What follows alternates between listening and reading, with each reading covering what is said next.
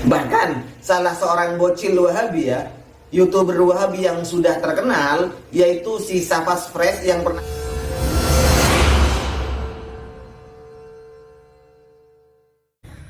Assalamualaikum warahmatullahi wabarakatuh. Alhamdulillahirrahmanirrahim. Allahumma sholli ala Muhammad wa ala Muhammad. Teman-teman yang dimuliakan Allah Subhanahu wa taala, jumpa lagi dengan Safas. Pada kesempatan kali ini teman-teman kita akan membahas tentang bid'ah. Safas akan memberikan analogi kenapa banyak sekali orang-orang itu gagal paham tentang bid'ah. Walaupun sudah bertahun-tahun di pondok pesantren tapi tetap gagal paham tentang bid'ah. Kenapa? Karena doktrin. Doktrin apa? Karena pikirannya mengikuti pikiran orang, bukan mengikuti pikiran dia sendiri yang disadarkan atas fitrah, ketundukan kepada Al-Quran dan hadis ya. Tapi karena si anu, kiai, ustad kayak gitu. Jadi teman-teman yang dimuliakan Allah Subhanahu wa taala. Bercerita tentang bid'ah. Kenapa orang mengatakan ada bid'ah hasanah, ada bid'ah sayyi'ah. Terus lagi Umar bin Khattab pernah melakukan bid'ah. Teman-teman yang dimuliakan Allah Subhanahu wa taala. Jadi gini teman-teman, saya disclaimer dulu bahwa apa yang menjadi keputusan kalian dan kalian harus ikuti itu urusan kalian. That's not my business. Itu bukan urusan saya. Tapi saya memberikan edukasi yang diharapkan bisa mencerdaskan kalian semuanya. Jadi seperti ini teman-teman yang dimuliakan Allah Subhanahu wa taala. Pembagiannya itu ada seperti ini ya. Saya akan berikan analogi. Kayaknya manusia zaman now itu harus lebih dekat dengan analogi ya. Oke, sekarang saya akan ambil daun. Kayak ini daun ya. Oke, daun. Apa ini? Ini daun. Daun adalah temannya daun. Tangkai adalah temannya tangkai. Jadi ketika daun adalah daun dan tangkai adalah sesuatu yang berbeda. Kita ibaratkan daun. Daun memiliki jenis bentuk yang seperti ini. Ada terdiri dari 1, 2, 3, 4, 5, 6, 7. Ada 7 cabang daun ini ya.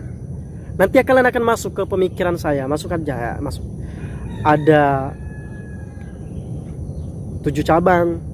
Terus lagi warnanya hijau.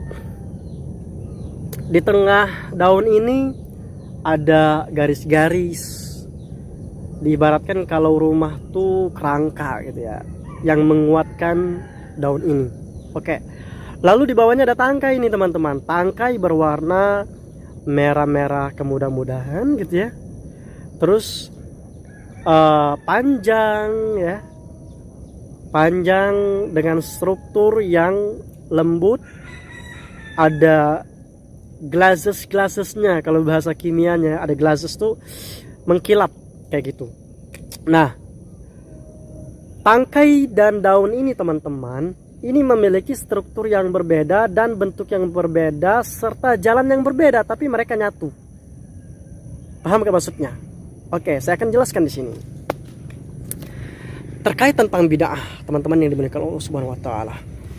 Bid'ah itu kalau kita simpulkan ada 2 penempatan. Penempatan duniawi, penempatan ukhrawi. Ya, duniawi dan ukhrawi. Ukhrawi adalah bidang agama. Bid'ah yang dimaksud adalah dalam agama. Sedangkan duniawi bid'ah tentang kehidupan dunia, alat-alat segala macam apa yang kita pakai. Oke, masuk kalian di sana? Udah paham ya? Oke. Bid'ah duniawiyah dan bid'ah ukhrawiyah. Nah, teman-teman yang dimuliakan Allah Subhanahu wa taala, kita akan ringkaskan dulu agar kalian paham apa yang dimaksud dengan bid'ah duniawiyah. Nah, teman-teman, bid'ah duniawiyah kalian bisa lihat ada baju ya. Ini adalah sesuatu yang baru yang dilihat dari secara bahasa duniawiyah. Bebas untuk memakainya. Bahkan kalau tidak memakainya kita tidak bisa menutup aurat dan haram hukumnya. Terus ada peci. Peci ini bid'ah duniawiyah. Bid'ah duniawiyah. Lihat, bid'ah duniawiyah. Nanti saya akan bahas lagi teman-teman. Terus lagi ada sendal. Ini bid'ah dunawiyah.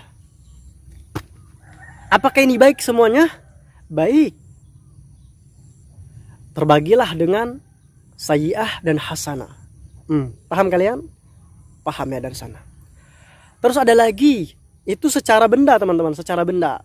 Itu bid'ah duniawiyah secara benda. Sekarang kalian lihat ada racun. Racun apalah terserah ya. Racun itu jika memang diproduksi untuk manusia, maka hukumnya haram. Orang yang membuat racun itu sedang melakukan bid'ah sayyi'ah. Paham kalian? Dan orang-orang yang belajar membuat racun itu termasuk orang pengikut bid'ah sayyi'ah. Paham kalian? Ya, paham. Oke. Jadi, bid'ah yang saya gambarkan adalah bid'ah duniawiyah. Bid'ah di mana itu tidak ada ikatannya sama kayak sini baju. Baju nggak ada orang buat baju itu tuh harus baca Al-Fatihah dulu atau harus zikir ini dulu, harus sholat ini dulu, nggak ada. Karena ini menyangkut tentang dunia.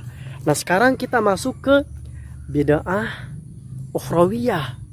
Bid'ah ukhrawiyah ini adalah, ini mungkin orang jarang sekali ustadz-ustadz yang memahamkan masyarakat dengan cara yang seperti ini ya. Karena ini adalah ilham dari Allah Subhanahu wa taala yang langsung masuk ke otak saya agar memahamkan orang-orang yang belum paham. Bid'ah ukhrawiyah. Bid'ah ukhrawiyah itu seperti hadis Rasul sallallahu alaihi wasallam ya. Oke, kita kembalikan ke bid'ah duniawiyah tadi. Bid'ah duniawiyah tadi itu ada dalil asasnya. Dalil asasnya adalah apa yang dikatakan oleh Rasul sallallahu alaihi wasallam, antum a'lamu bi umuri dunyakum. Kalian lebih tahu urusan dunia kalian. Itu dalilnya. Itu tentang bid'ah duniawiyah. Yang siapapun boleh memberikan inovasi, kreasi, inisiatif, kreativitas, itu boleh di situ, di bid'ah duniawiyah. Ketika kita masuk ke bid'ah ukhrawiyah, teman-teman yang dimuliakan Allah Subhanahu wa taala, maka apapun ibadah yang dibuat ya, atau senjata atau benda yang dibuat untuk orientasi akhirat ya, orientasi ritual, jika tidak ada dalil atau perintah dari agama, maka itu tertolak dan sesat. Paham? Contoh nih, saya mengambil lagi daun. Oke, daun. Daun ini ada 7 tangkai. Nah, daun 7 tangkai ini bisa memberikan manfaat 7 turunan. Jika saya memakan daun ini 1 tangkai setahun sekali. Nah, setiap memakan daun ini saya harus membaca 7 surat Al-Fatihah. 7 kali surat Al-Fatihah. Terus lagi saya harus berzikir 7.000 kali. Nah, apa yang saya buat tadi itu adalah bid'ah sayyi'ah. Paham kalian? Bid'ah sayyi'ah. Dan semua yang tercantum di dalam agama, inovasi, kreativitas, membuat keris umpamanya, untuk mendatangkan rahmat atau mendatangkan rezeki atau menolak bala, keris-keris yang saya buat kemudian saya ritualkan malam Jumat segala macam, itu adalah bid'ah.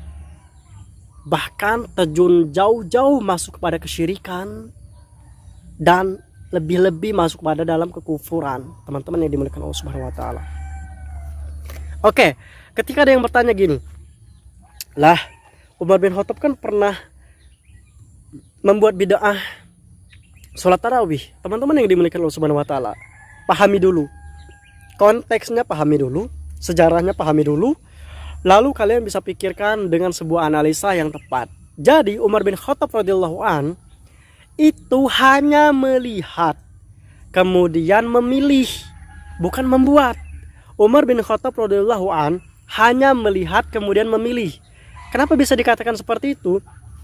Sholat malam sudah ada di zaman Rasul Shallallahu Alaihi Wasallam. Sholat tarawih sudah ada di zaman Rasul Shallallahu Alaihi Wasallam. Rasulullah Shallallahu Alaihi Wasallam pernah sholat berjamaah, sholat tarawih. Rasulullah Shallallahu Alaihi Wasallam pernah sholat sendirian, sholat tarawih. Nah, ketika Umar bin Khattab radhiyallahu an melihat orang-orang, ada yang sholat tarawihnya seperti di sini imaman, di sini imaman, ada yang di sini sendirian. Bagaimana umat Islam bisa bersatu pada saat itu? Maka Allah Subhanahu wa taala mengilhamkan kepada Umar bin Khattab radhiyallahu an agar orang-orang berkumpul dalam satu tempat, sholat tarawih. Nah, sholat tarawih itu asalnya sudah ada belum dari zaman Nabi Sallallahu Alaihi Wasallam? Sudah ada.